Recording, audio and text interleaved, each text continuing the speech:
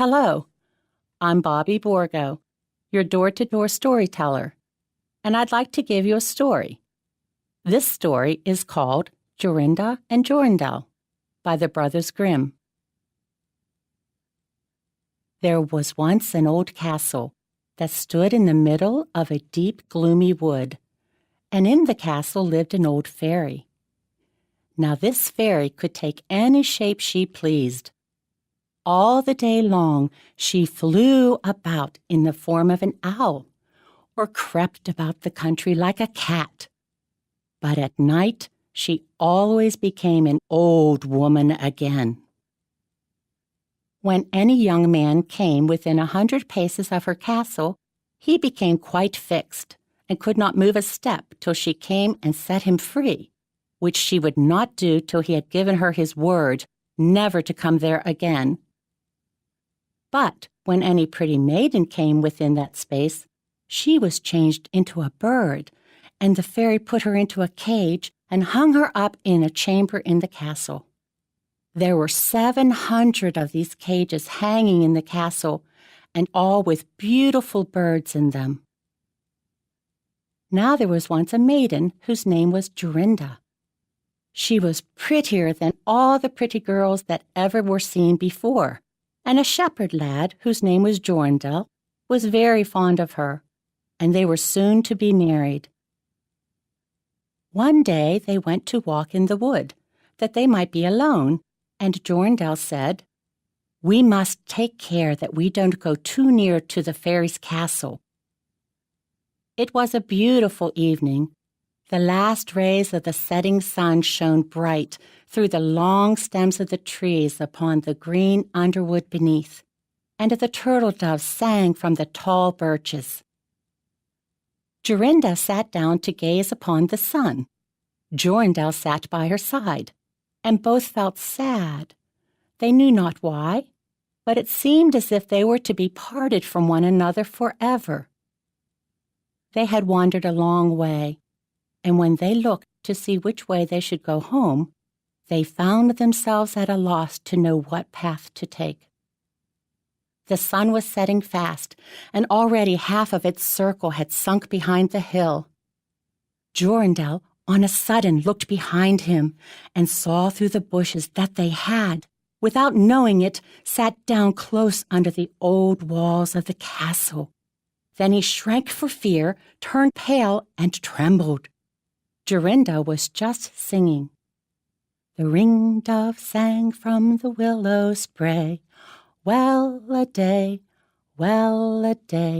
he mourned for the fate of his darling mate.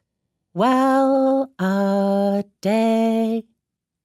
When her song stopped suddenly, Jorindel turned to see the reason and beheld his Jorinda changed into a nightingale, so that her song ended with a mournful jug, jug.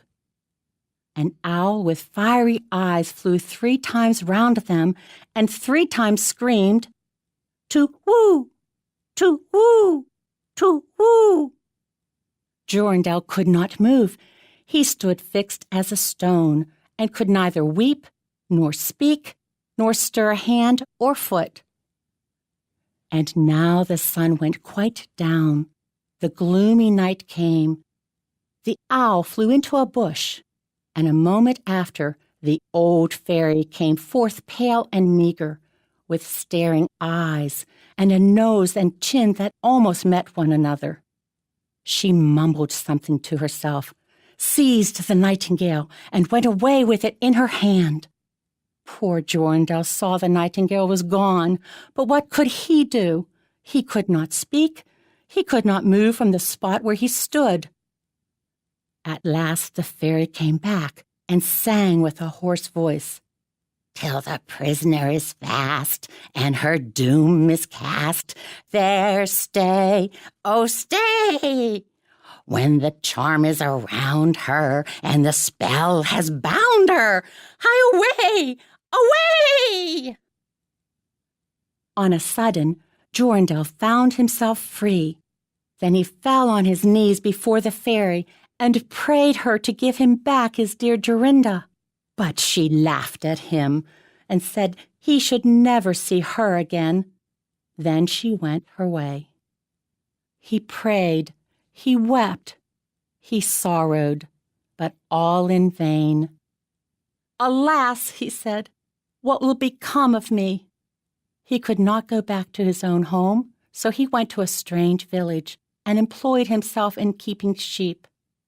Many a time did he walk round and round, as near to the hated castle as he dared go, but all in vain. He heard or saw nothing of Jorinda. At last he dreamt one night that he found a beautiful purple flower, and that in the middle of it lay a costly pearl. And he dreamt that he plucked the flower and went with it in his hand into the castle, and that everything he touched with it was disenchanted, and that there he found his Jorinda again. In the morning when he awoke, he began to search over hill and dale for this pretty flower, and 8 long days he sought for it in vain. But on the 9th day, early in the morning, he found the beautiful purple flower, and in the middle of it was a large dewdrop as big as a costly pearl. Then he plucked the flower and set out and traveled day and night till he came again to the castle. He walked nearer than 100 paces to it, and yet he did not become fixed as before, but found that he could go quite close up to the door. Jorindel was very glad indeed to see this. Then he touched the door with the flower, and it sprang open, so that he went in through the court and listened when he heard so many birds singing. At last he came to the chamber where the fairy sat, with the 700 birds singing in the 700 cages. When she saw Jorindel, she was very angry and screamed with rage, but she could not come within 2 yards of him, for the flower he held in his hand was his safeguard.